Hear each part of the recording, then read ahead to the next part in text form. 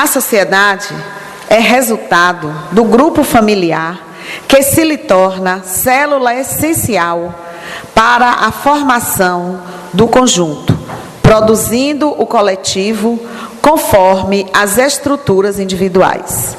Por isso mesmo, quando a família se desestrutura, a sociedade só sobra. Sem homens de boa formação moral e de caráter diamantino, não é possível a existência de cidadãos equilibrados e dignos. É, portanto, no lar que se corrigem as arestas morais do pretérito, despertam-se sentimentos elevados que se encontram adormecidos, criam-se hábitos saudáveis e dignificantes. Sem um lar bem estruturado, o conjunto social dissolve-se, formando grupelhos de atormentados e prepotentes ou desleixados e destituídos de ideais que fomentam o desar da humanidade. O ser humano é animal biopsicossocial, que não se pode desenvolver de maneira eficiente sem a convivência com outrem da sua e de outras espécies. Os relacionamentos emocionais e espirituais constituem-lhe fonte de inspiração e de equilíbrio para uma existência feliz. A família é-lhe o primeiro contato com o mundo, que passará a significar o que aprende entre os seus, exteriorizando o resultado da convivência. A sua desagregação leva o indivíduo a uma recrudescência do egoísmo. Célula fecunda de desenvolvimento dos valores eternos, os desajustes por acaso existentes no lar, resultado de sementeiras de sombras no passado, devem ser superados pelas lições poderosas do amor e da solidariedade, construindo laços de verdadeira união que estruturarão os grupos sociais de maneira equilibrada para a convivência ditosa entre todos os irmãos em humanidade. Do livro Lições para a Felicidade, ditado por Joana de Ângeles e psicografado por Divaldo Pereira Franco. Para a nossa prece inicial, convidamos a querida Aldenice Adena para nos fazer esta conexão com o alto. Meus irmãos, vamos já devidamente harmonizados pelos acordes do nosso companheiro Jorge, elevar os nossos pensamentos a Jesus, ao nosso amigo, nosso mestre, sol de nossas almas, sustentáculo em nossas existências, buscando assim dizer: Jesus, querido amigo, fortalece-nos, Senhor, nos obstáculos das nossas existências. Ajuda-nos, Mestre, a não fraquejarmos tanto. Permite, Senhor, que frente aos obstáculos continuemos firmes no bom combate. Que tuas luzes, Mestre, continuem a envolver a todos os nossos irmãos encarnados e desencarnados. Em especial, Senhor, nós te pedimos por aqueles locais onde existem muitos conflitos, conflitos armados, conflitos de opiniões, rixas, disputas. Permite, Jesus, que possamos seguir e que tua luz, o teu amor, envolva a nossa pátria, os seus dirigentes, e que jamais, Senhor, nós desanimemos.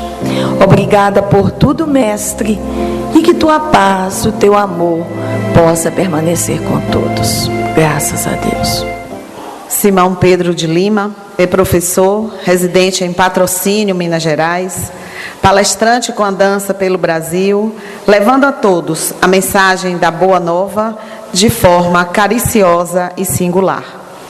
Convidamos Simão para a palestra da noite de hoje, que tem como tema o Livro dos Espíritos, roteiro para a moralização do ser. Boa noite a todos. Que Jesus nos abençoe, nos ilumine e nos guarde sempre em paz. Eu agradeço o convite para estar aqui hoje em Itabuna, cidade que eu não conhecia. Fui muito bem recebido hoje à tarde e espero que eu não os canse muito na fala de hoje. Como hoje é sábado, eu creio que umas 4 horas a gente pode falar com uma certa tranquilidade, já que amanhã é domingo, né?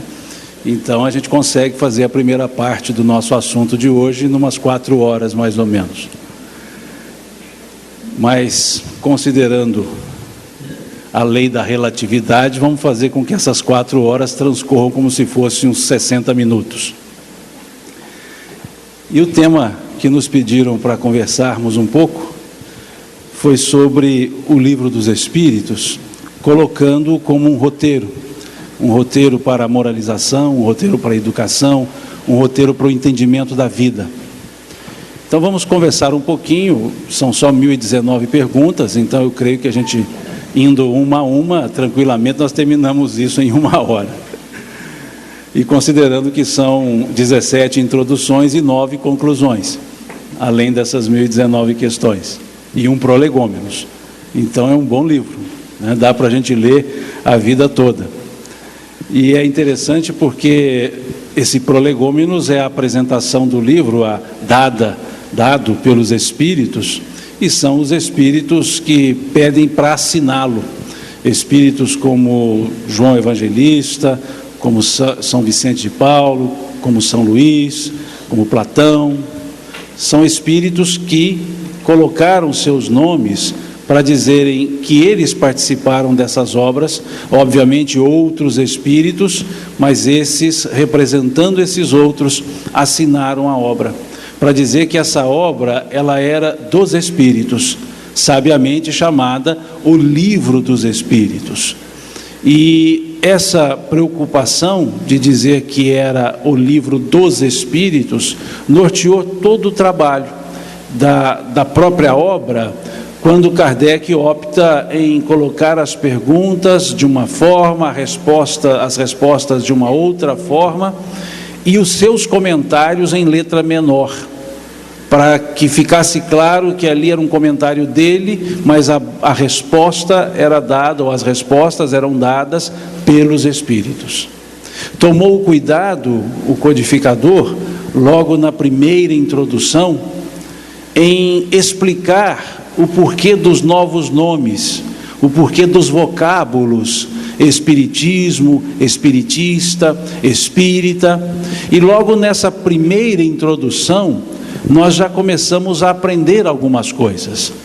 Nós já aprendemos nessa primeira introdução que o espiritismo é a doutrina dos espíritos, não é a doutrina de Kardec, porque senão ele a chamaria de kardecismo.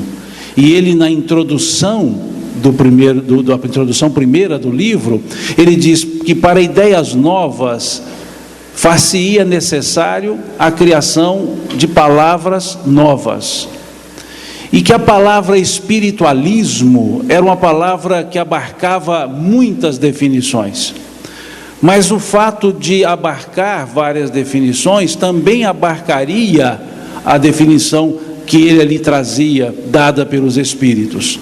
Mas espiritualismo era um termo muito genérico, e espiritualista cria na existência da alma, mas daí crer em outros elementos contidos no livro, haveria uma grande diferença. Então ele prefere dar um nome a essa doutrina. Ele não cria a doutrina, mas ele sugere um nome para essa doutrina, mantendo a palavra espiritualismo na essência com o seu radical, o espiritual, e acrescentando o sufixo ismo no próprio radical espiritual, ou espírite, que significa, o sufixo significa característica do radical. Toda palavra que tem o sufixo, esse sufixo ismo significa próprio do radical da palavra. E se o radical da palavra é espírite, mais o sufixo ismo, espiritismo, ou seja, próprio dos espíritos. Então a palavra espiritismo significa próprio dos espíritos, e não próprio de Kardec. E ele então coloca claramente para nós que nós temos ali a doutrina dos espíritos, o espiritismo. E ele então acrescenta, dizendo que aqueles que a professassem seriam chamados por decorrência espíritas ou espiritistas, e não kardecistas, porque não é o seguir ao pensamento de Kardec, mas seguir ao pensamento dos espíritos. E quando colocamos a estrutura Kardec, usamos o sufixo iano, que é diferente do sufixo ismo. O sufixo iano significa segundo a, ou seja, segundo Kardec. Então o espiritismo na codificação kardeciana, ou seja, segundo o entendimento de Kardec. Então nessa primeira introdução, nós já aprendemos que espiritismo kardecista é redundância. É o mesmo que subir para cima, descer para baixo, entrar para dentro, sair para fora. Ou seja, não há outra forma, porque não há outra estrutura de codificação para essa doutrina. Então é o espiritismo codificado kardecianamente, mas não é o espiritismo kardecista. É o espiritismo. E os seguidores não são espíritas kardecistas, porque senão teríamos espíritas não kardecistas. Ou é espírita ou não é espírita. Ou é espiritismo ou não é espiritismo. Está certo que o uso e costume criou para separar, para evitar uma confusão com outras doutrinas espiritualistas, essa colocação kardecista. Mas não era essa a preocupação dos espíritos. Não era essa a preocupação de Kardec, quando ele propõe então que chamássemos a doutrina de espiritismo. Ponto. Que chamássemos os adeptos de espíritas ou espiritistas, ponto, nada além disso. Então nós já percebemos que já temos ali um ensinamento, para dizer que somos espíritas, para dizer que seguimos ao espiritismo, e não precisamos ir além disso, só espíritas, só espiritismo. Isso foi a preocupação dessa humildade natural de um ser evoluído, para dizer, olha, o que está aqui não é meu, não fui eu quem escrevi, eu apenas transcrevi aquilo que me foi passado, aquilo que me foi respondido, perguntas várias feitas por ele e por outras pessoas, cujas respostas foram também aceitas por ele e lançadas no Livro dos Espíritos, já que nem todas as perguntas foram feitas pelo próprio Kardec, e valendo-se de pessoas, já que ele, Kardec, não era um médium ostensivo na forma que nós damos ao conceito dessa palavra. Ele valia-se de outras pessoas, médiums, que por meio deles e delas, pessoas adultas e jovens, eles então trazia dos espíritos essas informações. E a soma disso tudo, ele então compõe o livro, monta o livro, estrutura o livro, codifica, chamado Livro dos Espíritos, que na primeira edição não trouxe esse volume de perguntas que nós conhecemos hoje. A primeira edição, que comemoramos de 18 de abril de 1857, é uma edição de 501 perguntas, que depois, na segunda edição, ele então desdobra essas perguntas, reorganiza, cria uma outra estrutura, e ele chega então a 1019 perguntas, ou 1018, depende da editora, porque a questão número 1011, ela não é numerada. Se vocês observarem da editora FEB, LAC, Edicel, vocês verão que irá 1009, 1010, 1012, 1013 e termina em 1019. E se vocês olharem de outras editoras, como a editora ID, vocês terão 1009, 1010, 1011, 1012 e vai até 1018. Não quer dizer que uma tem menos ou outra tem mais perguntas. Apenas uma editora não fez essa supressão da 1011 numérica e colocou o número 1011. Então, quando falamos 1018, na editora ID, nós teremos lá 1018 questões, a 1018 é a última. Quando falamos das outras editoras, a 1019 é a última questão. Então, essa estrutura é a segunda edição, ampliada e didaticamente melhor apresentada do que a primeira, já que a primeira não separava os assuntos numa ordem de entendimento. As perguntas foram colocadas e muitas vezes o mesmo assunto tratado em questões distantes. Já na segunda edição não, ele separa essas questões por assuntos e as coloca numa ordem, não numa cronologia ou sequência de crescimento, mas numa ordem lógica.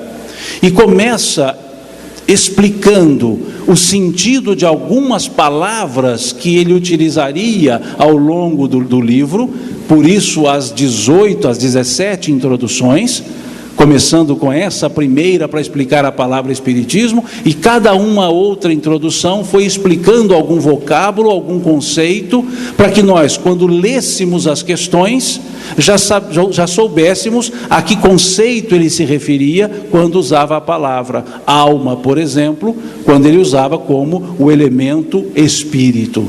E isso ele explica nas suas introduções. E ali ele explica detalhadamente cada característica daquilo que seria tratado ou foi tratado ao longo das questões. Por isso a importância de se ler as introduções. Porque há pessoas que quando pegam um livro vão para o primeiro capítulo, esquece a apresentação, esquece prefácio, esquece introdução e depois não entendem os capítulos. Porque justamente na introdução é que nós temos as explicações do que está sendo tratado, por que está sendo tratado e como está sendo tratado. E é importante que para lermos as questões do Livro dos Espíritos, entendamos o que está nas introduções. Não foi à toa que foram divididas em 17 introduções. E esse livro foi didaticamente montado para que pudesse depois ele ser desdobrado. Então o Livro dos Espíritos, ele é composto por partes, que Kardec também chamou livros. Ele chamou livro primeiro, livro segundo, livro terceiro, livro quarto, dentro do Livro dos Espíritos. Algumas traduções de editoras brasileiras não trazem como livro, traz parte 1, parte 2, parte 3, parte 4. Mas na segunda edição do Livro dos Espíritos, foi colocado então livro primeiro do Livro dos Espíritos, livro segundo do Livro dos Espíritos, livro terceiro e livro quarto do Livro dos Espíritos, que é justamente o que nós vemos depois nas outras 4 obras escritas por Allan Kardec. Cada uma das outras obras, Livro dos Médiuns, Evangelho segundo o Espiritismo, a Gênese e Céu e Inferno, são obras que desdobraram essas 4 partes, ou esses 4 livros do Livro dos Espíritos. Então ele separa lá dizendo o livro primeiro, que ele vai tratar da origem das coisas, Deus, a criação. E esse livro primeiro, ele vai da questão número 1 até a questão número 75. São 75 questões tratando desses elementos da criação. Deus até o prenúncio do Espírito. Então esse é o livro primeiro. O livro segundo, ele chama do mundo espírita, ou do mundo espiritual, que pega da questão 76 e vai até a questão 613, para tratar do mundo espiritual, para tratar do Espírito, que é o Espírito, que somos nós, a relação entre esses mundos, a proeminência de um ou outro mundo. Ele vai tratar nesse livro segundo, chamado do mundo espírita. O livro terceiro começa na questão 614 e vai até a questão 918, quando então ele trata das leis morais, dos princípios da vivência, da coexistência. E o livro quarto que pega justamente da questão 919 e vai até a última questão, 1018 ou 1019, como queiram. Ele então vai tratar das penas e gozos futuros. Então vejamos que ele divide o livro dos Espíritos em 4 partes. E depois, os outros livros vão tratar de que forma? A primeira parte, ou seja, da criação, Deus e a criação, é justamente o livro A Gênese, o último livro que ele escreveu, é que vai fazer referência a essa primeira parte do livro dos Espíritos. O livro segundo, do mundo espírita, ou do mundo dos espíritos, ele vai trabalhar no livro dos médiuns. O segundo livro da Lavra vai tratar o livro segundo do livro dos Espíritos. O livro terceiro, das leis morais, ele vai tratar no Evangelho segundo o Espiritismo. E o livro quarto, das penas e gozos futuros, ele vai trabalhar no livro O Céu e o Inferno. Então, quando falamos desse Pentateuco, desse conjunto de 5 livros que nós chamamos obra básica, esses 4 outros livros são justamente os desdobramentos, o aprofundamento dessas questões contidas no livro dos Espíritos. O que nos leva a inferir que, para ler esses outros 4 livros, precisaríamos ter o conhecimento do livro dos Espíritos. Porque a matriz, digamos que o elemento de fundamentação para essas outras obras, justamente nós encontraremos no livro dos Espíritos. Foi o livro primeiro a ser lançado, editado, não à toa, porque ele introduziria todos os princípios básicos, os princípios fundamentais da própria doutrina espírita. Ler as outras obras sem conhecer o livro dos Espíritos seria construir uma casa do telhado para a base, e não da base para o telhado. O livro dos Espíritos, ele é o fundamento. Por isso está colocado uma frase lá na segunda capa: princípios fundamentais da doutrina espírita. Então, se quiséssemos, ou se quisermos, melhor dizendo, se quisermos estar fundamentados, seguros nas argumentações, precisamos conhecer o conteúdo do livro dos Espíritos, entender não somente as perguntas e respostas, mas entender o contexto daquelas perguntas, daquelas respostas, o porquê de serem colocadas da forma que foram. E é um livro que, embora alguns digam que está ultrapassado, não está ultrapassado, está mal entendido, mal compreendido, muitas vezes pela desídia de quem lê, pela preguiça de quem lê, pela visão superficial de quem lê, porque não é um livro para leitura en passant, para leitura superficial. É um livro para leitura e meditação e reflexão em cada pergunta, em cada resposta, no conjunto do capítulo. É um livro que não apenas se lê, mas um livro que se estuda. E que daquelas questões, daquelas 1019 questões, 1018 questões numeradas, nós tiramos vários ensinamentos. E já percebemos um ensinamento que muda um conceito fundamental para a nossa existência, que é a questão número 1 do livro dos Espíritos, que muda o conceito para o entendimento de Deus. A pergunta, o que é Deus, joga por terra, ela abroga todo esse processo de entendimento de Deus pessoal, de Deus pessoa, de Deus antropomórfico, ou seja, um Deus caracteristicamente humano. Porque vejamos, o que é Deus é diferente de perguntar quem é Deus. Quem é pessoa, o que é uma essência, uma ideia. Então a própria pergunta feita já nos leva a entender que o conceito não é mais pessoalizado, é impessoal, é o que é Deus, e não quem é Deus, porque até aquele momento Deus era tratado como quem, como pessoa. Basta nós olharmos a estrutura que vemos no Velho Testamento, de uma pessoa que tinha preferências, como vemos no Êxodo, no capítulo 20 do livro Êxodo, lá do Velho Testamento. Eu sou o Senhor teu Deus que te tirou do Egito, da casa de servidão. Não terás diante de mim nenhum outro Deus, nem a ele ou eles prestarás culto, pois eu sou um Deus ciumento, que puno a iniquidade dos pais nos filhos, nas terceira e quarta gerações. Veja, um Deus que tem característica humana, ele tem sentimentos de ciúmes. Nas traduções mais novas vamos encontrar: eu sou um Deus zeloso, em vez de Deus ciumento. Mas um Deus exclusivista, que criou tudo e escolheu um povo para ele. Esse é meu povo, o povo eleito. Os outros ele criou, mas também não era dele. Veja, um Deus exclusivista, um Deus que deveria ser temido. Se olharmos a estrutura velho-testamentária, toda essa estrutura é de temor a Deus. E aí olhamos o Novo Testamento, um conceito novo de um Deus para ser amado e não temido, mas ainda pessoalizado, chamado de Pai. Abba, papai, seria melhor a tradução.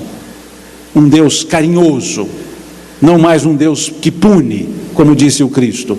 Quem de vós, se vossos filhos os pedirdes um pão, dará uma pedra? Se vossos filhos os pedirdes um peixe, dará uma serpente? Se vós sois homens maus e fazeis boas coisas aos vossos filhos, quanto mais não fará Deus aos seus, sendo Ele toda bondade? Então Jesus inaugura um conceito de Deus bondoso, mas mesmo assim pessoalizado. E aí depois esse Deus é negado, justamente por essa pessoalidade, ele é negado por muitos, a tal ponto que um discípulo de Hegel, chamado Feuerbach, no livro chamado A Essência do Cristianismo, um materialista, ele escreve: está escrito que Deus fez o homem à sua imagem e semelhança. Eu afirmo que o homem fez Deus à sua imagem e à sua semelhança, pois Deus carrega mais defeitos humanos do que características divinas, porque era esse Deus pessoalizado. Então um Deus pessoalizado era negado. Mas quando vem a pergunta, o que é Deus? A própria pergunta denota um novo conceito. Não é mais pessoalizado, não terá qualidades transpostas do humano para o divino, mas um ser, uma essência. E a resposta dada pelos Espíritos foi mais ainda em essência: inteligência suprema do universo, causa primária de todas as coisas, causa causal. Tira a ideia do Criador no sentido antropomórfico e põe a ideia do Criador como natural. Causa primária de todas as coisas. Inteligência suprema, colocando-o acima, mas não colocando-o como inteligência única do universo. Colocando-o como inteligência suprema, acima, e não inteligência única. Mostrando que, se ele é a inteligência suprema, ele teria criado outras inteligências, que seriam supremadas por ele. Já muda o conceito, dizendo-nos que, na questão número 5, por exemplo, que o sentimento íntimo que temos da existência de Deus, já é uma prova da existência de Deus. E quando objetados os Espíritos com relação a essa ideia, se esse sentimento não seria fruto de um ensinamento, que é a questão número 6, eles respondem: vede vossos silvícolas, que a eles nada ninguém ensinou, e eles creem em Deus, mostrando que isso é um sentimento íntimo, e mostrando que, pela nossa finitude temporal enquanto encarnados, não teríamos condição de entender toda essa essência divina, que é a questão número 10 do Livro dos Espíritos. Pode o homem sondar a natureza íntima de Deus? E eles tiram aquela ideia proibitiva teológica, que dizia-se que não se pode questionar Deus. Os Espíritos responderam: não, pois é um sentido que lhes falta. Ou seja, questionar e tentar entender podemos, mas não conseguiremos porque nos falta um sentido.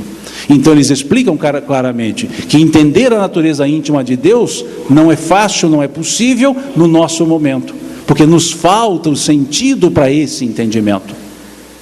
E quando trabalhar das questões de um entendimento sobre Deus, a partir de atributos, que é a questão de número 13, nós percebemos que se trouxéssemos ou colocássemos em Deus alguns atributos, nós talvez compreenderíamos um pouco mais a sua própria permanência, a sua própria imanência, a sua presença em nós. E é aí então que se propõe para Deus alguns atributos de imutabilidade, de eternidade, de onipresença. E justamente essas características é que vão mostrando que nos falta um sentido. Porque quando falamos que Deus é eterno, ninguém de nós tem o sentido para entender o que é eternidade. Porque eternidade não é aquilo que não tem fim. Eternidade é aquilo que não tem começo e não tem fim. O que não tem fim e tem começo é imortalidade. Mas eternidade não tem começo e não tem fim. E Deus é eterno. Deus não tem começo e não tem fim. Conseguimos entender algo que não tenha começo? Não, porque nos falta um sentido. Podemos questionar, mas não entenderemos, porque nos falta um sentido para isso. Então nós percebemos que quando tratam os espíritos dessa questão Deus, eles não fazem mais revestidos de uma teologia, digamos, temporalizada. Eles tratam numa essência maior, que o tempo vai nos dar a condição de entender. Nós não entendemos nem o princípio das coisas, que é a questão de número 17 do Livro dos Espíritos. Pode o homem conhecer o princípio das coisas? Eles dizem, não, no momento em que viveis. Mostrando que voltar ao início, na essência, nós não conseguimos. Não é que não possamos fazer, é que não conseguimos fazer. Então aquela estrutura proibitiva foi ali então derrogada. De proibir questionar a nossa existência, a nossa essência, a essência de Deus, mas mostrar que ainda não estamos em condições de entender. Mas eles vão explicando depois como nós iríamos entender isso no futuro. Quando não mais estivéssemos obnubilados pela matéria, nós entenderíamos Deus. Mas esse quando ainda falta muito tempo. E ali os espíritos vão nos explicando da origem das coisas, dentro desse prisma de usar as explicações em conformidade com as nossas capacidades de entendimento. E aí já percebemos da questão 23 à questão 27, quando eles tratam dos elementos gerais do universo. Quando os espíritos vão nos mostrar Deus, espírito e matéria como elementos gerais, que é justamente a questão 27 do Livro dos Espíritos.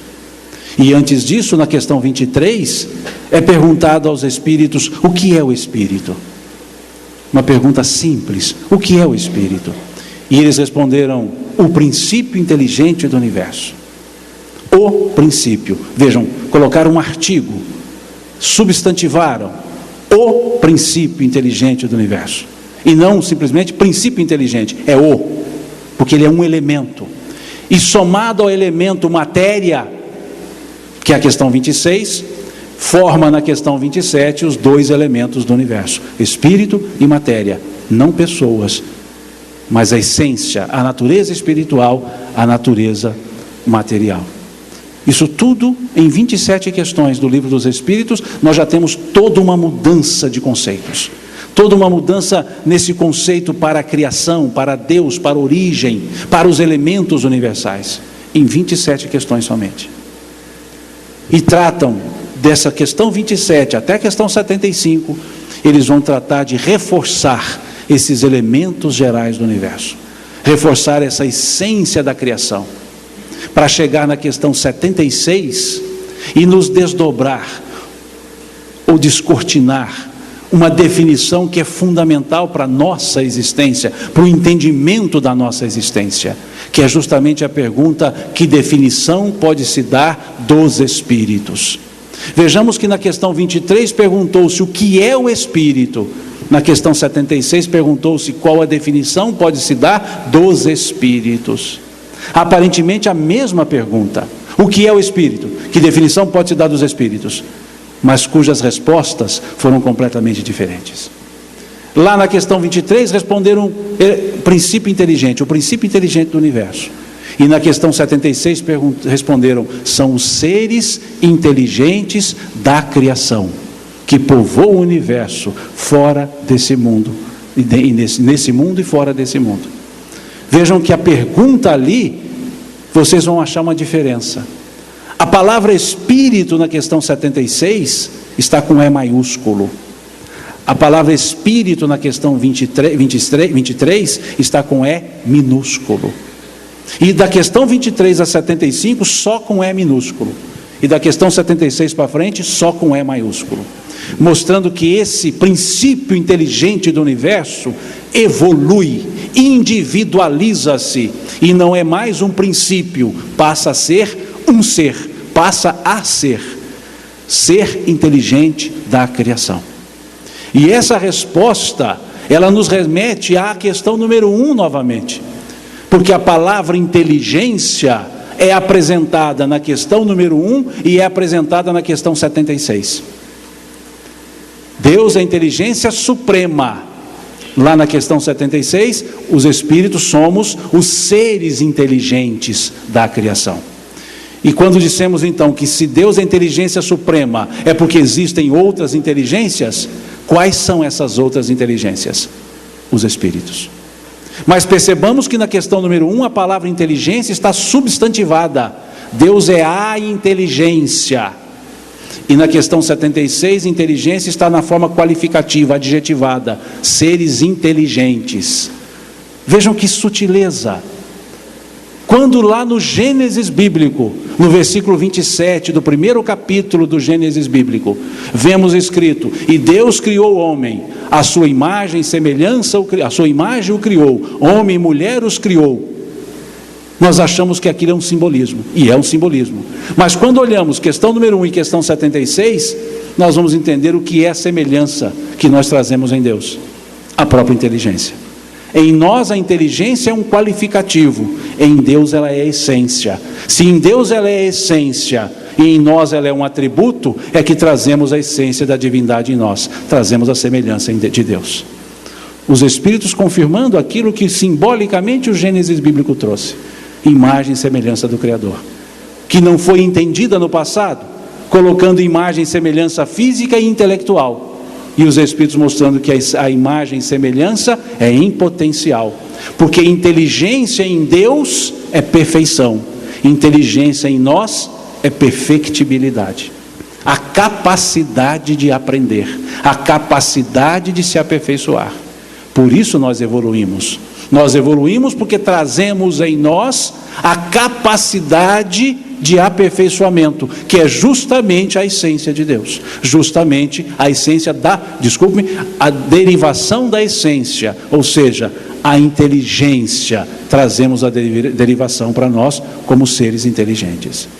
Duas questões apartadas, mas intimamente ligadas. A primeira questão que vai falar do mundo espiritual tem relação com a primeira questão que vai falar da essência chamada Deus.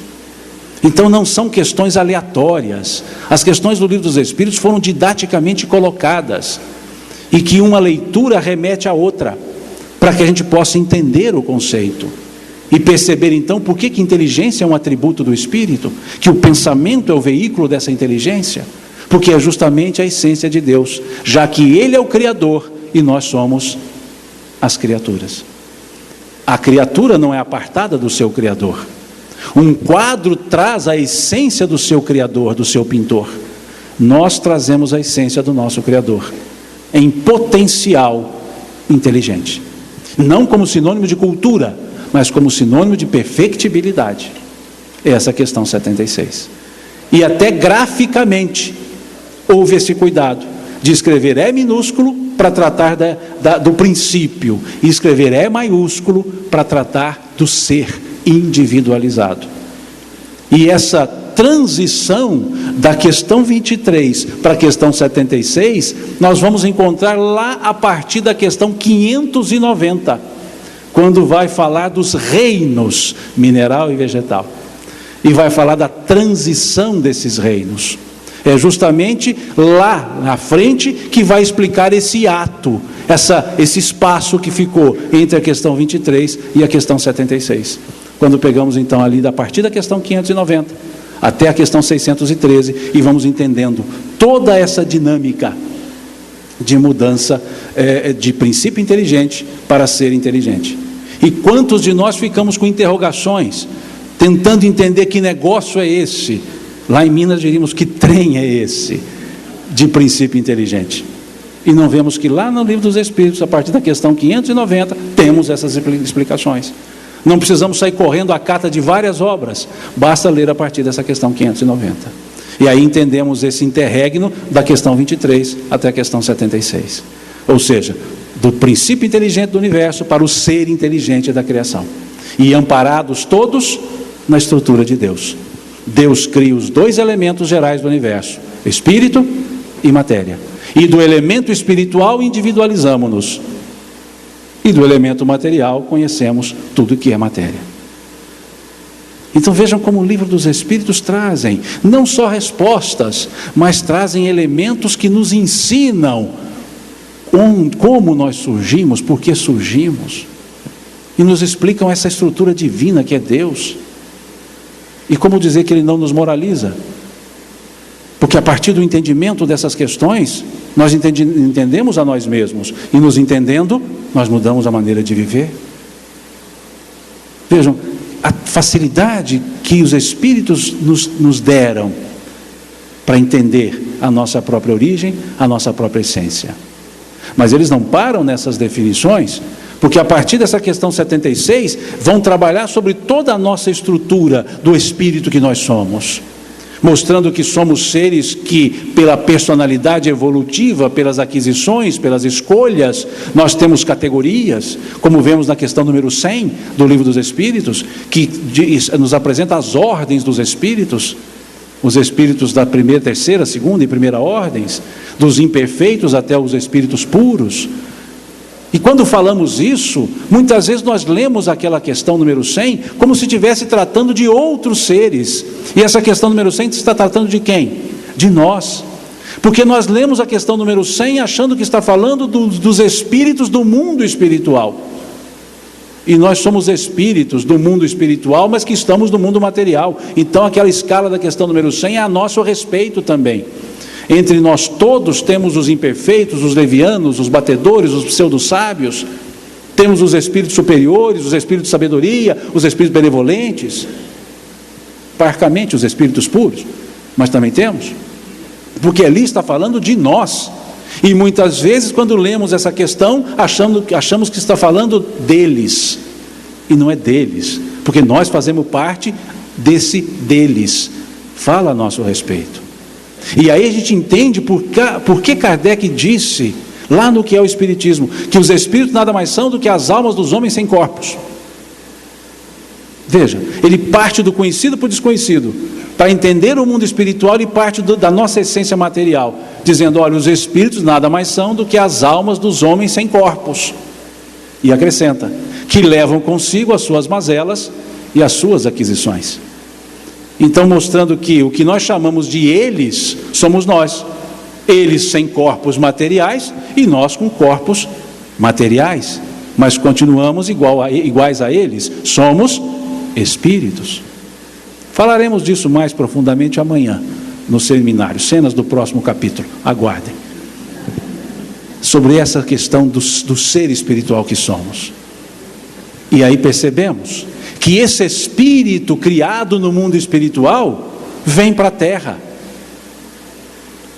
Tanto vem que estamos aqui. E isso não passou de forma desapercebida no Livro dos Espíritos, que é justamente a questão 132. Daquele elemento geral do universo, que transformou-se, que evoluiu, que individualizou-se, que tem uma escala evolutiva, personalidade e índole, ele precisa vir para a terra. E na questão de número 132 do Livro dos Espíritos, Kardec faz essa pergunta. Porque é uma pergunta muito lógica. Se nós somos espíritos, criados no mundo espiritual, para vivermos depois de evoluídos no mundo espiritual, por que temos que vir para o mundo material? É aparentemente um desvio de rota. um ser espiritual que precisa do mundo material para viver no mundo espiritual? Seria ilógico. E ele pergunta aos espíritos justamente isso nessa questão 132. Qual a finalidade da encarnação dos espíritos? Veja, encarnação, não é Por que o espírito tem que revestir-se de carne? Não interessa quantas vezes. Por que ele tem que revestir-se de carne? E os espíritos dão uma resposta que, ao ler essa resposta, nós passamos a dar mais valor na vida material. Eles respondem: Deus vos impõe a encarnação com a finalidade de vos fazer progredir. Para uns uma prova, para outros uma missão, mas todos estão em condições de cumprir a sua parte na obra da criação. Veja, Deus vos impõe. Encarnar não é uma opção. Não estou falando reencarnar, estou falando encarnar. O ato encarnatório não é opcional, é necessário. Deus vos impõe. Vejamos que os espíritos não responderam: Deus vos sugere encarnar, Deus vos pede que encarneis. Deus vos impõe a encarnação, mostrando então que o ato de encarnar é fundamental para a nossa evolução. E qual o motivo de encarnarmos? Deus vos impõe a encarnação com a finalidade de vos fazer progredir. E tem gente que acha que está na terra para sofrer. Nós só estamos na terra para um propósito: progresso, mais nada. Sofrimento é um elemento didático para o progresso em função de escolhas que fizemos. Cenas do próximo capítulo, aguarde amanhã. A questão do Código Penal da vida futura, porque amanhã falaremos sobre vida atual e vida futura. E o Código Penal da vida futura é o Código Penal da vida futura, presente ou passada, não vem ao caso. Mas vejamos, a vida encarnada é para o progresso. Isso nos leva a pensar que nós estamos aqui para progredir. E se estamos aqui para progredir é porque já trazemos potencial de progresso, senão nem estaríamos aqui. E tem gente que ainda tem mania de falar que a terra é um vale de lágrimas. Para aquele que quer chorar, mas ninguém está aqui para chorar, está aqui para progredir. E se fizer das lágrimas elemento de progresso, ótimo. Mas se fizer das lágrimas elemento de lamúria, não evoluirá. E aí sim, vai ser um vale de lágrimas. Mas não foi isso que os Espíritos disseram? Que nós estamos aqui por uma imposição de Deus, porque é uma necessidade nossa para a evolução, para que possamos, naquela aparente ideia de estarmos apartados da nossa história, ou seja, que achamos que vida é nascer e viver até morrer, e por essa pseudo liberdade e autonomia, nós então somos donos das nossas escolhas, não divisando a imortalidade e não divisando as existências anteriores. Nós achamos que isso aqui é único, e por achar que isso aqui é único é que nós nos esbaldamos algumas vezes. Então é fundamental aqui para que a gente trabalhe com um senso de autonomia, para justamente responsabilizarmos pelas nossas próprias atitudes, porque só no mundo espiritual, com a consciência aclarada, nós agiríamos justamente por saber das outras coisas. Mas no mundo material, em que nos dizemos imortais, mas morremos de medo de morrer, nesse mundo material dicotômico, paradoxal, é que nós então exercemos a nossa própria essência. E aqui é que nós evoluímos. Então não se evolui no mundo espiritual. Os Espíritos responderam sobre isso. É a questão 230 do Livro dos Espíritos, mostrando que no mundo espiritual o espírito cresce em conhecimento, mas só na luta diária na matéria é que ele exercita esse conhecimento. É como então se eles dissessem que aprendemos no mundo material, espiritual, e fixamos esse aprendizado no mundo material. E aí nós vamos entender por que lá no Evangelho segundo o Espiritismo, como eu vi até numa folha que foi entregue agora há pouco para um senhor aqui, cuidar do corpo e do espírito. Por que temos que cuidar do corpo e do espírito? Porque com o corpo, no meu caso bastante corpo, que dá um trabalho danado cuidar disso tudo aqui, mas é com o corpo que eu me mantenho aqui, e me mantendo aqui é que eu cresço. Então eu preciso cuidar do corpo. Não é cultura ao corpo, e não é também um ascetismo de desleixo ao corpo, mas entender que o corpo é a minha morada, que eu resido nele, mas não resido somente como um ser que habita uma casa, eu resido interagindo com ele, ele é parte minha enquanto eu estou encarnado. É ele, esse corpo, junto comigo, que me dá esse nome chamado Simão. Porque se fosse no outro corpo eu teria outro nome provavelmente. Aliás, tive outros nomes, teria outros nomes. Porque o Simão não existe. Existe o espírito que eu sou, mas que aqui estou usando o nome de Simão. Mas que em outra encarnação, num outro corpo, creio que é melhor do que esse. Porque ser melhor do que esse é fácil, né? Eu posso ter tido outro nome. Eu sou o Simão, sou o Pedro, sou o Antônio, sou a Josefina, sou a Maria. Eu não sou nenhum desses. Eu tenho essas personas, mas eu sou o espírito que eu sou. Mostrando que o corpo dá, sim, um elemento de identidade ao espírito. Não é um aspecto cartesiano, corpo e espírito. O corpo nada vale, o espírito é que vale, mas nesse corpo sem o espírito ele não funciona, e eu sem ele eu não funciono aqui também.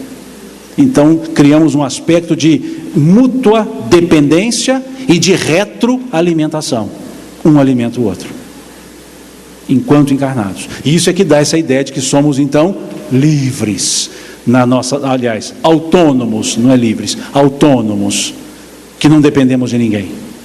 Para continuarmos na Terra dependemos do corpo, e o corpo, para continuar com esse elemento vital, funcional e revestido de inteligência, precisa de mim.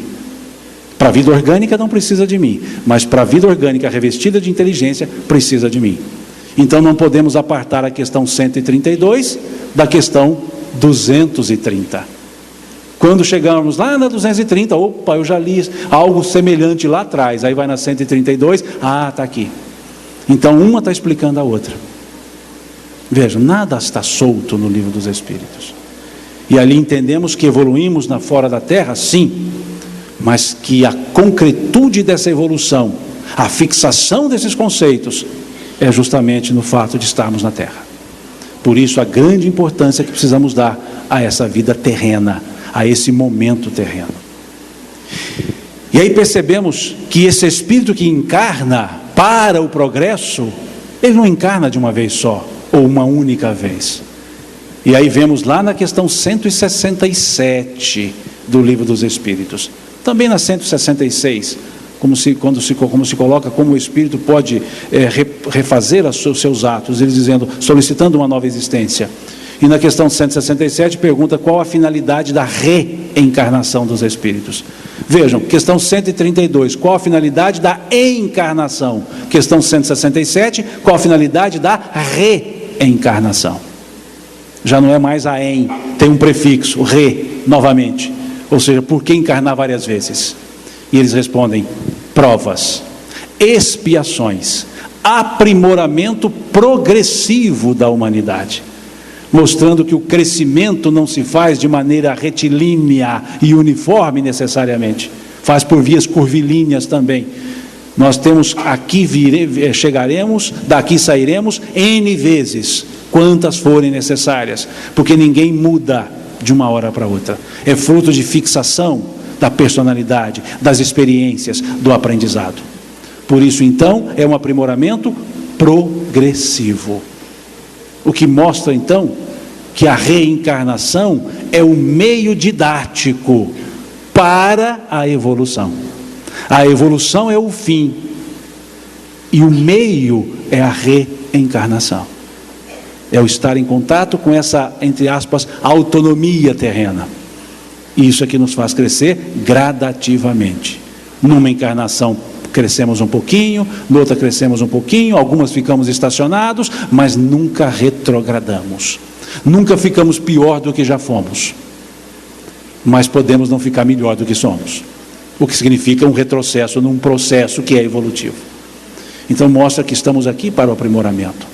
E quando questionado, na questão 171, quando questionados os espíritos sobre onde já que a reencarnação é necessária, eles perguntam: onde se fundamenta a verdade da reencarnação? Traduzido algumas vezes, o dogma da reencarnação. Ou seja, verdade inconteste, diferente do dogma teológico de verdade indiscutível. Porque muitos falam: mas como que não existe dogma no Espiritismo se a questão 171 do Livro dos Espíritos tem a palavra dogma, onde se fundamenta o dogma da reencarnação?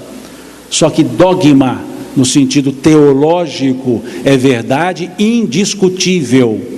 No sentido epistemológico, é verdade incontestável.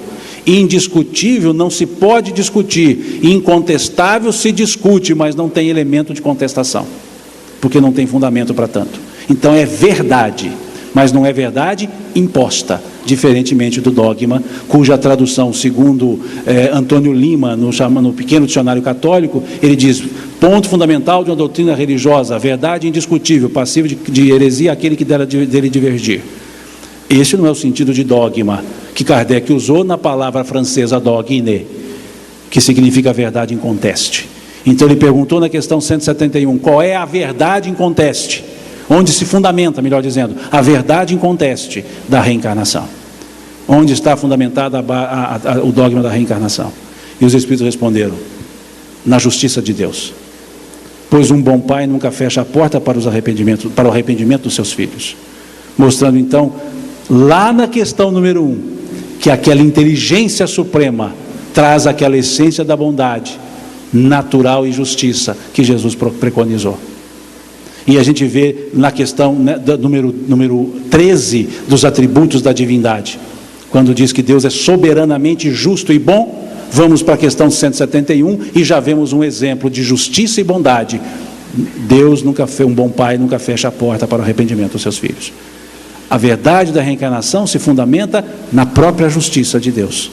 Porque se uma existência de poucos anos que sejam, 60, 70, 80, 100 anos se vivemos muito, não poderia determinar todo o nosso destino imortal. Seria um grande contrassenso. O finito determinar o infinito. O mensurável determinar o incomensurável. Seria um contrassenso que nem a nossa razão muito pequena consegue entender, aceitar. Imaginemos a própria justiça de Deus.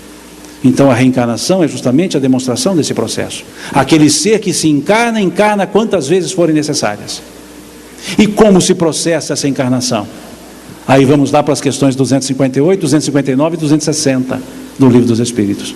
Quando eles vão nos falar que nós escolhemos a estrutura encarnatória que queremos, aquela que possa representar um elemento didático para o nosso crescimento. Não é um simples vai, é um vai com consciência do porquê estou indo, para que estou indo e como vou fazer, que é a questão 258. O espírito tem consciência daquilo que vai lhe acontecer na encarnação, na sua encarnação? Eles respondem o quê? Frequentemente ele mesmo escolhe o gênero de provas pelo qual deve passar. Então mostra que nós temos conhecimento do que nós vamos passar. E aí entendemos aquela frase de Jesus: meu Pai não coloca fardos pesados em ombros fracos, porque o fardo é escolha nossa e não além das nossas forças. Então todos temos condições de carregar o fardo que escolhemos, porque não foi posto por Deus, foi escolhido por nós. Mesmo no processo compulsório que algumas vezes acontece na reencarnação, mas é uma compulsoriedade não numa forma imposta, mas numa forma medida. Ou seja, mesmo quando compulsória, a reencarnação está em conformidade com as minhas possibilidades de vivenciá-la.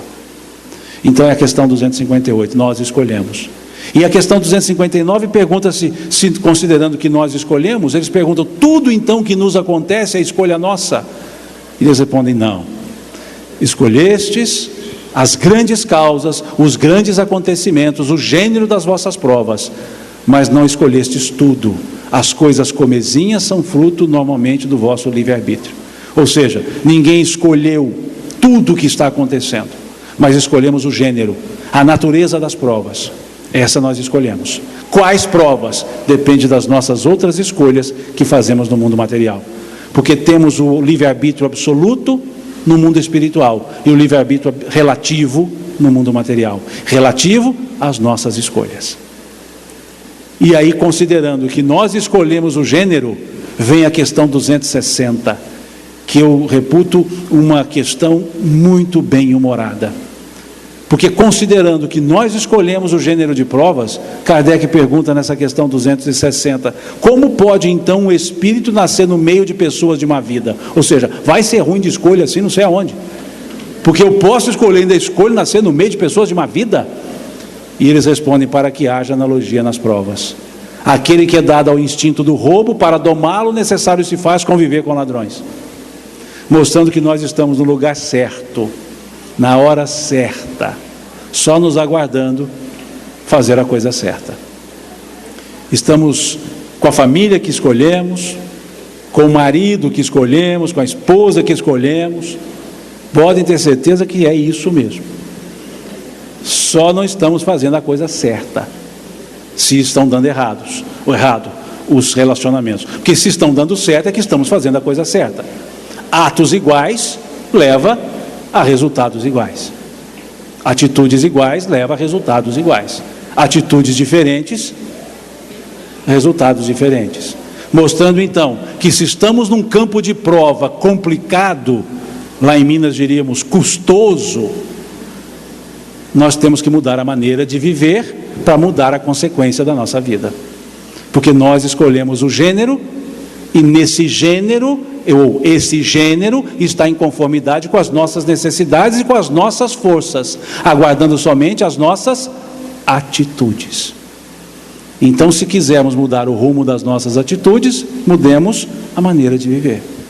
É o que nós depreendemos dessas questões 258, 259, 260. E esse espírito que escolhe o gênero de provas para a reencarnação, ele chega nesse mundo por um processo de gestação, que depois nasce, vai da infância até a maturidade. E isso também não passou desapercebido. Lá na questão 383 do Livro dos Espíritos, foi se perguntar sobre o valor da infância. Foi perguntar por que nessa idade, se nessa idade o espírito absorve melhor os ensinos. E eles disseram que na infância, o espírito obnubilado pela matéria não consegue se mostrar como ele é, e então ele está mais em processo de absorção, ele está mais absorto aos ensinos que lhe chegam. Então é a melhor época para instruir, para que depois ele possa ser educado. O instructo, o colocar dentro, para depois o edutire, tirar de. E a fase da infância, que o espírito, não podendo se mostrar pela limitação física, ele então só tem uma saída: aprender. E é uma didática belíssima do mundo espiritual. Obnubilar, limitar, prender, para que ele possa aprender. E ali então temos a melhor oportunidade de dar os ensinos, para que aquele passado cheio de sinais negativos possa receber muitos sinais positivos. E é a fase que muitas vezes deixamos passar solta. Criancinha, depois lá para frente a gente ensina. E não percebe que a criança, o espírito que ali está, ele não aprende por cognição, ele aprende por observação. Não adianta a mãe e o pai dizerem para a criança: não minta, não minta, não minta, não minta. E à noite toca o telefone, a mãe assistindo novela: mãe, é para a senhora. Fala que a mamãe não está. Esse não minta não tem valor. O que tem valor é fala que a mamãe não está. E no segundo dia toca o telefone: mãe, a senhora está ou não? Veja, vai fixando. Casimiro Cunha, o poeta no mundo espiritual, ele tem uma trovazinha que diz aos pais: resguarda os teus pequeninos onde estejas e onde vais, pois a criança no futuro é a foto viva dos pais. E os pais não percebemos isso. E os espíritos responderam que essa é a idade fundamental para o ensino. Mas também não passou desapercebida a forma adolescência. Duas questõezinhas à frente, aliás, 3 questõezinhas à frente. A questão 385 do Livro dos Espíritos. Tudo dentro da reencarnação, da encarnação. Porque A pessoa, numa determinada época, mais especificamente ao sair da adolescência, muda o caráter. É o espírito que se modifica? Veja a pergunta. E eles dão a resposta enorme, mais de uma página. Mas que a primeira frase já é suficiente.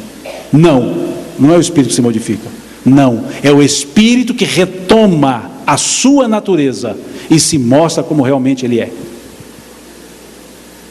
E aí, sobre essa idade da adolescência, Lidiênio de Menezes, lá no livro Educação Espírita, ele tem uma trovinha que diz: idade de turbulência e de autoafirmação, requer a adolescência, pulso forte e devoção.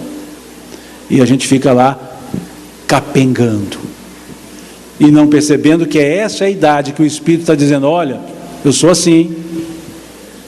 Aquilo que eu aprendi ao longo das minhas existências, estou trazendo. Se for maior do que me ensinaram nessa, prevalece o maior. Se for menor do que me ensinaram nessa, a turbulência existirá, mas eu me reerguerei. Porque aprendi 10 positivos e tinha 9 negativos, estou com saldo de mais 1. É isso que André Luiz explica lá no mundo maior, na casa mental. O subconsciente, o consciente e o superconsciente. É justamente essa questão 385 do Livro dos Espíritos, que mostra que a obra de André Luiz não está apartada do Livro dos Espíritos. É toda amarradinha também ao Livro dos Espíritos. Não foi à toa que Emmanuel foi dizer para Chico: o dia que eu afastar de Kardec, fica com Kardec. Porque ele não se afasta da ideia kardeciana. Porque é o roteiro, é o norte. E esse ser que mostra-se como é, tem o roteiro para poder tentar viver melhor. Mesmo que o passado lhe seja mais forte em termos de delituosos, ele tem um roteiro para poder viver melhor, que é o que vemos a partir do livro 3º do Livro dos Espíritos, a partir da questão 614, quando vai se trazer a lei de Deus. É quando nós usamos a estrutura do superconsciente. Quando eles perguntam nessa questão 614, é perguntado aos espíritos o que se entende por lei natural. E a resposta dada pelos espíritos, ela é profunda, embora poucas linhas. É a lei de Deus, responderam. O que se entende por lei natural é a lei de Deus, única, criada para a felicidade do homem. Ela lhe indica o que deve ou não deve fazer, e o homem só é infeliz quando dela se afasta. Vejam que definição. A lei natural é lei de Deus. Vejam, é a lei de Deus. Ela foi feita com uma finalidade só: a nossa felicidade. Felicidade é elemento divino. E quando nos afastamos da lei natural, sentimos-nos infelizes. Veja, não é sentimos-nos tristes, infelizes. Veja o prefixo in antes da palavra feliz. Infeliz, o que é o prefixo in? Negação. Eu nego a felicidade quando me afasto da lei de Deus. Mas isso não ficou solto, porque logo na questão 621 eles perguntaram o quê? Onde está escrita a lei de Deus? Para eu poder me afastar, eu preciso saber onde ela está. Ou para eu não me afastar, eu preciso saber onde ela está. E qual foi a resposta? Na consciência. E aí entendemos que quando nós nos afastamos da lei de Deus, a nossa consciência dá o sinal.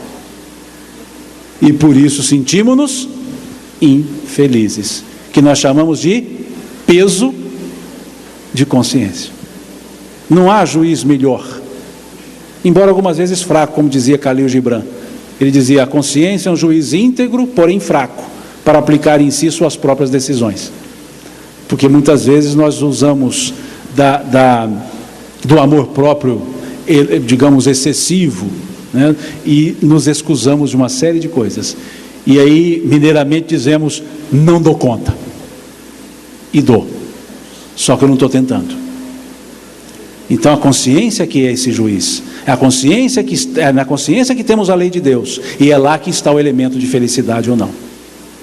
Lá que está o elemento que nos faz sentirmos felizes quando estamos em paz, paz de consciência. o que nós vemos lá no item 136 do livro Fonte Viva, quando Emmanuel vai dizer que a paz decorre da quitação da consciência para com a vida. Vive-se em paz quem tem a consciência quite para com a vida. Ou seja, a lei de Deus está sendo entendida e vivenciada. A consciência está quite.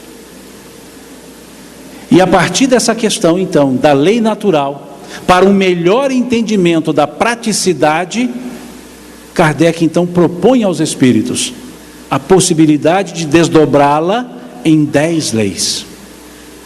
Que os espíritos dizem que não são somente as 10, mas, dizem eles, será para vós um elemento de entendimento. Ou seja, com essas 10 dá para entender.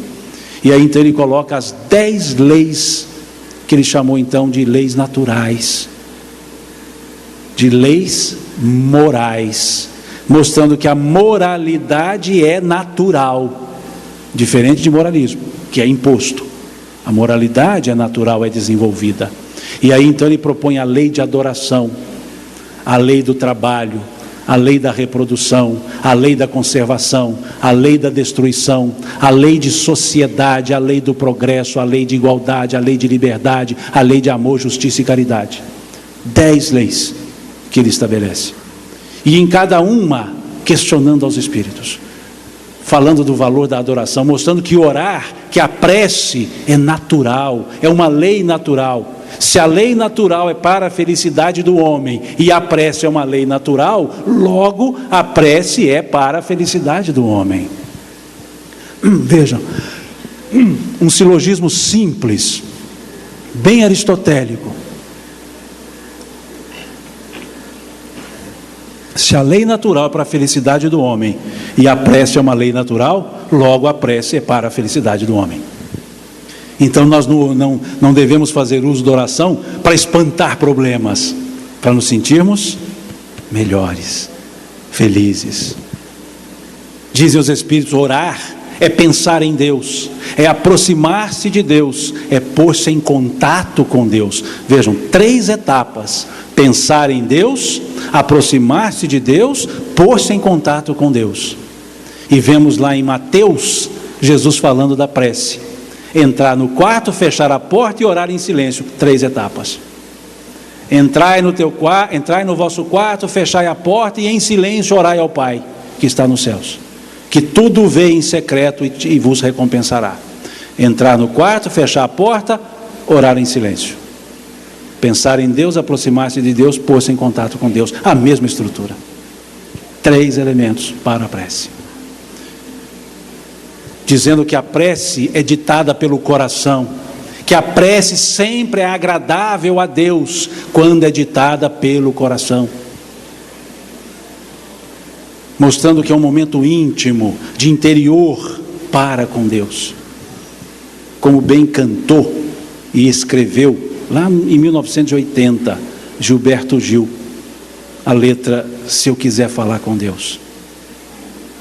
Se eu quiser falar com Deus, tenho que ficar a sós, tenho que apagar a luz, tenho que calar a voz, tenho que encontrar a paz, tenho que desatar os nós dos sapatos, da gravata, dos desejos, dos receios.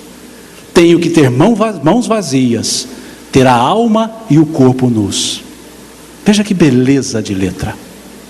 Veja como ele captou aquilo que Jesus ensinou, de entrar no quarto, fechar a porta e em silêncio orar a Deus. Desatar os nós dos sapatos, da gravata, tirar as aparências. Desatar os nós dos desejos, os nós dos receios, porque aquele que ora não tem receio, está em contato com Deus. Ter a alma e o corpo nus, abertos. Veja que perfeição, a letra é belíssima. Lógico que não vou falá-la toda aqui, o tempo já acabou. A relatividade dos 60 minutos eu acho que já foi embora. Mas estamos terminando, já estou no livro 3º. Mas vejam, a lei do trabalho, toda ocupação útil é um trabalho. Veja como os espíritos derrubam aquela ideia do tripalium, do trabalho como punição. aquela cultura de que o trabalho surgiu porque Deus quis nos punir, naquele mito da parábola de Adão: colherás com o suor do teu rosto. Ou seja, você não precisa trabalhar, mas andou pisando na bola, você vai ter que trabalhar. Ou seja, trabalho é punição. Por isso todo mundo começa a segunda-feira lá em Minas com a expressão assim bem mineira, e com essa forma, né, com essa concordância verbo nominal.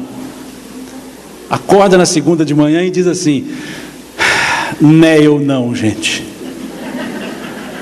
Com essa concordância: não é eu não. Dá segunda, mas não dá domingo. E os Espíritos disseram que o trabalho é ocupação útil, que o trabalho não é peso, é uma lei natural. Meu pai trabalha até hoje e eu trabalho também, disse Jesus. Vejam. E os Espíritos foram mostrar isso, que o trabalho é uma lei natural para a felicidade do homem. Quantas pessoas começam o trabalho pensando na aposentadoria? Primeiro dia de serviço, nossa, até dar 35 anos. Veja, lógico, fora das adjacências aqui de Itabuna. Mas veja, até eu fazer 65 anos, já trabalha pensando na aposentadoria, trabalha a vida toda pensando: quando eu me aposentar, e se aposenta, e aí não quer saber de mais nada. 6 meses depois está em estado depressivo. Tem o dinheiro da aposentadoria, mas não tem a utilidade que o trabalho nos dá, porque o trabalho nos dá a condição de nos manter e nos dá a condição de nos sentirmos úteis na sociedade onde vivemos, porque toda ocupação útil é o trabalho. Então vejam que não são leis apartadas, não são leis assim nominadas, existem. E aí vai a reprodução, que é a forma de chegarmos à Terra, a conservação, que é o instinto da perpetuidade, da perpetuação, a destruição, que é o processo renovador, a sociedade, como lido aqui hoje nessa lição de Dona Joana de Ângeles, pela psicografia de Divaldo Franco, falando que o homem é um ser gregário, psico-biosocial. Nós precisamos uns dos outros, viver em sociedade é uma lei natural, que o progresso é inexorável, ou seja, é lei natural, mas que somos iguais em entendimento com relação por Deus, em condições de crescimento. Ninguém é tratado de forma desigual no seu próprio limite de desigualdade, além do seu limite de desigualdade, mas mostrando que somos livres na lei de liberdade, porque nós fazemos escolhas e temos as consequências das escolhas, e mostrando que sem a justiça, amor e caridade, como leis naturais, nós também não teremos a consciência tranquila. Então vejam como esse capítulo 3º, esse livro 3º, fundamenta toda essa estrutura de vivência individual e coletiva, e na relação com Deus. E aí chegamos no último livro, o livro 4º. Depois que encerramos o livro 3º com uma pergunta fundamental, que é a 919, que é uma pergunta que eu falo que ela é assim bem brasileira, né? Eu creio que deve ter saído daqui do Brasil, porque é a lei do menor esforço com maior resultado. Essa pergunta é assim. A pergunta é: qual é o meio prático? Veja, prático, que não seja custoso. Qual é o meio prático e eficaz? Veja, tem que ser simples, mas que dê resultado. Qual é o meio prático e eficaz para se vencer na vida e resistir ao arrebatamento do mal? Um sábio da antiguidade vos disse: conhece-te a ti mesmo. E Kardec deu uma apertada no espírito, Santo Agostinho, que é a questão seguinte, a 919A, o desdobramento. Entendemos a extensão dessa máxima, mas a dificuldade está justamente em nos conhecer. Como fazer? Ou seja, tá bom, é bonita essa frase, nossa, mas como é que eu faço isso? E aí o Espírito Santo Agostinho dá uma aula, nos sugerindo o autoconhecimento, pela autoanálise, pelo convívio com o semelhante e pelo sofrimento, pela dor. E ali ele vai explicando detalhadamente como fazer isso. E aí, entendendo a nossa criação, a nossa origem, entendendo a nossa vida, entendendo as leis que regem a nossa vida, chegamos ao livro 4 das consolações, das penas e gozos futuros. Como se dissesse, entendendo tudo isso, a consolação é mais fácil de ser entendida. E aí vemos lá, justamente, a pergunta última do livro dos Espíritos. O reino do bem jamais terá lugar sobre a terra? E eles respondem, o reino do bem terá lugar sobre a terra quando os espíritos que aqui habitarem forem em bondade em maior número dos que aqui estão. Mostrando que o reino do bem não é de lá para cá, é daqui para lá, é da nossa ação, é da nossa transformação. E eles acrescentam lá que essa transformação predita, capítulo 24 do Evangelho de Mateus, por Jesus, essa transformação predita, quando o meu Evangelho estiver espalhado sobre toda a terra, aí chegará ao fim. Então essa transformação que foi predita, já se avizinha, disseram os Espíritos. E eles explicam como é o mecanismo de substituição. Em vez de encarnar uma alma, um espírito ruim, encarna-se um potencialmente bom. E usa uma expressão que é um alento para aqueles que têm medo dos cataclismos daquele princípio escatológico maia, lá do 2012. Porque eles respondem claramente. Essa substituição, eles dizem que a morte ceifa todos os dias. Essa substituição se dá toda hora, todos os dias. À medida que vão saindo, vão chegando outros. Não é um limpa para depois trazer de novo. Então não é esse 2012 para dar um limpa. E tem gente fazendo dívida para pagar em 2013, achando que não vai pagar. E vai pagar. A não ser que ele entre no ceifa dia a dia, que não vai ser bem o caso. Porque nesse caso a morte não vai nem ceifar, vai esperar chegar 2013, paga a conta, depois eu ceifo. Então não fiquem muito assim felizes com essa ideia, não vou pagar. Vai, porque vão ter 12, 13, 14, 15, ad infinito. Porque disse o Cristo, o dia e a hora, nem o Filho sabe, só o Pai. E aí não tem jeito de nenhum dos filhos saberem. E a gente fica com essa ideia de 2012. Aliás, tem uma pessoa, uma vez fui falar em Uberlândia, estava falando lá um outro assunto, e terminou a palestra, a pessoa me procurou, e realmente preocupada. A senhora estava muito preocupada, dizendo assim, eu li esse negócio de 2012 aí, eu estou morrendo de medo disso, estão falando que o mar vai chegar aqui em Uberlândia. Eu falei, que beleza. Porque nós mineiros, nós temos uma vontade de ter mar. Está certo, para chegar em Uberlândia vai ter que passar por cima de Patrocínio, mas vamos ter mar, pelo menos vamos ficar dentro do mar, se for o caso. Então eu falei brincando com ela, mas falei, não leva isso a sério. Mas quanto que isso pesa, mostra que não lemos a questão 1018 ou 1019, como queiram, do Livro dos Espíritos. Depois de lê-la, fala assim, nossa, esses maias eram inteligentes, né? Pena que não quiseram escrever mais do que 2012. Acabou só em 2012 o calendário, que poderia ter acabado em 13, em 14, em 15. Vai que acabou a folha, não deu para escrever mais. É só ali. Porque o fim, só o Pai sabe, nem o Filho. E os Espíritos disseram que essa transformação, a morte ceifa todos os dias. E aí chegamos nas conclusões. São 9, mas vamos ficar na 5 só.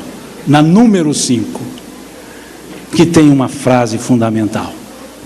Diz da Kardec, com o Espiritismo a humanidade entrará numa nova fase, a do progresso moral, que lhe é consequência inevitável, mostrando-nos que a finalidade do Espiritismo não é a melhoria das pessoas, não é a transformação das pessoas. A transformação é consequência do entendimento do Espiritismo. A finalidade da doutrina espírita é o esclarecimento das pessoas para que elas se transformem. Com o Espiritismo, a humanidade entrará numa nova fase, a do progresso moral, que ele é consequência inevitável. Não disseram que é objetivo, que é consequência. Porque uma vez sabendo, não tem por que não fazer. E o Livro dos Espíritos nos dá todos esses ensinos, que é muito mais, N vezes mais, do que os pontos que nós abordamos aqui, por insuficiência nossa mesma, minha mesma, que são muito mais coisas, que eu sugiro a vocês então, que leiam, do Prolegômenos à conclusão número 9, e se tiver assim, impresso na gráfica tal, leiam também, vai até a última página, última capa, a contracapa, e depois voltem, e vão, e voltem, façam um processo reencarnatório na própria encarnação, vão e voltam, mas entendam, porque ao entender, nós mudamos a maneira de viver. Não se transforma sem o entendimento, e não se entende sem o estudo, e não se estuda sem a doutrina espírita, sem o Livro dos Espíritos. Então ele é um roteiro para a nossa transformação moral, é um roteiro para o nosso crescimento, a partir do entendimento de vários pontos que estão lá dentro, e que os outros livros aprofundaram, trouxeram exemplos, mas nada entenderemos se não entendermos a fonte, porque brasileiramente falando, bebe água limpa quem bebe na fonte, e o Livro dos Espíritos é a fonte. Até para poder avaliar pessoalmente para si os outros livros, precisamos de uma base epistemológica, e a epistemologia espírita está no Livro dos Espíritos. A filosofia espírita, o conhecimento espírita está no Livro dos Espíritos. Sem a base epistemológica, não entenderemos as outras obras. E aí poderemos incorrer naquilo que Viana de Carvalho entendeu quando disse: o movimento espírita cresce e se propaga, mas a doutrina espírita permanece ignorada, quando não adulterada na maioria dos seus postulados, ressalvadas as incontáveis exceções. Mas veja, a ressalva da exceção. Se há exceção é porque a maioria não está assim, mostrando que muitas vezes no afã de divulgar a doutrina espírita, deixamos-la para trás e divulgamos o espiritismo à moda de A, B ou C, justamente por não entender a própria base da doutrina espírita. E com todo respeito aos que entendem de maneira diferente, o Livro dos Espíritos não está ultrapassado, está mal entendido, mal compreendido, ou preguiçosamente não estudado. Porque dizer que essas questões estão ultrapassadas é justamente dizer que a lei natural está ultrapassada, porque são questões ligadas à própria lei natural. Se uma ou outra questão está temporalmente deslocada do conhecimento atual, não é desatualização, é contextualização diferenciada, mas não é desatualização. Agradeço a paciência de vocês, desculpe-me por segurar mais do que os 60 minutos, não era a minha intenção, mas segurei por uns bons 70 e alguma coisa ou mais, não vou nem olhar, para não ter o peso de consciência, e numa forma nossa lá da região mineira, Deus lhes pague pela paciência, pela atenção, pelo carinho com o qual me receberam.